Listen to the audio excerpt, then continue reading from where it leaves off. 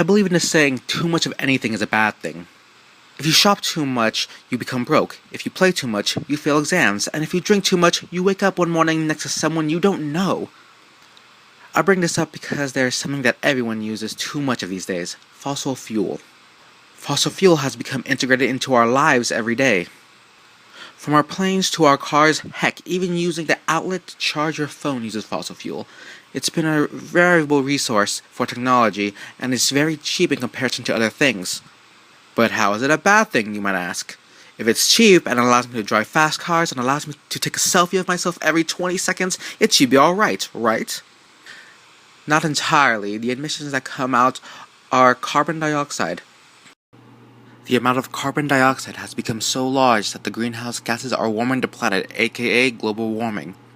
If you've ever watched a terrible remake of a Godzilla movie, as in any remake made by the US and not Japan, except probably Mechagodzilla, Godzilla is a representation of nature fighting back against mankind.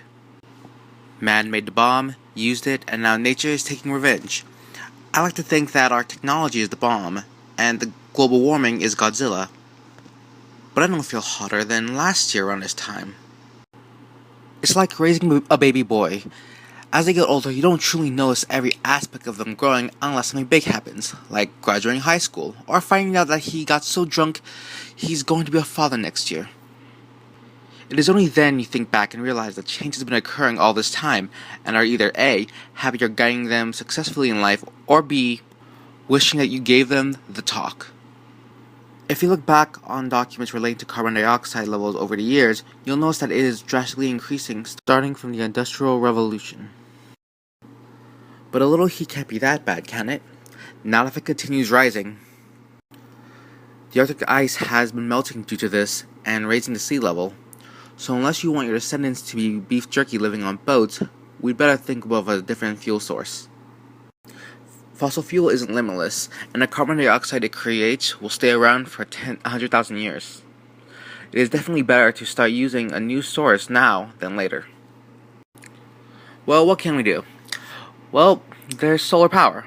Solar power converts the sun's rays into energy that can power our devices just fine. I admit it costs more, but giving up buying your favorite brand clothing is more preferable than having your descendants living in a heated wasteland as shriveled up sardines.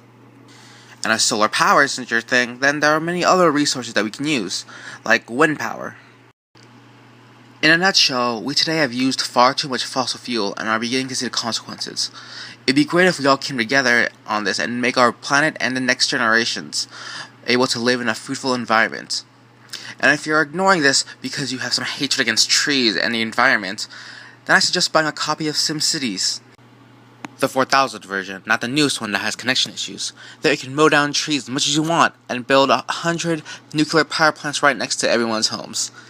Someone even made an ideal world. It hit max population, no crime, and no pollution. And how did he do it? In his own words, they have all been successfully dumbed down, sickened with poor health, enslaved, and mind-controlled enough to keep the system going for 1,000 years. They are all imprisoned in time and space. Wait.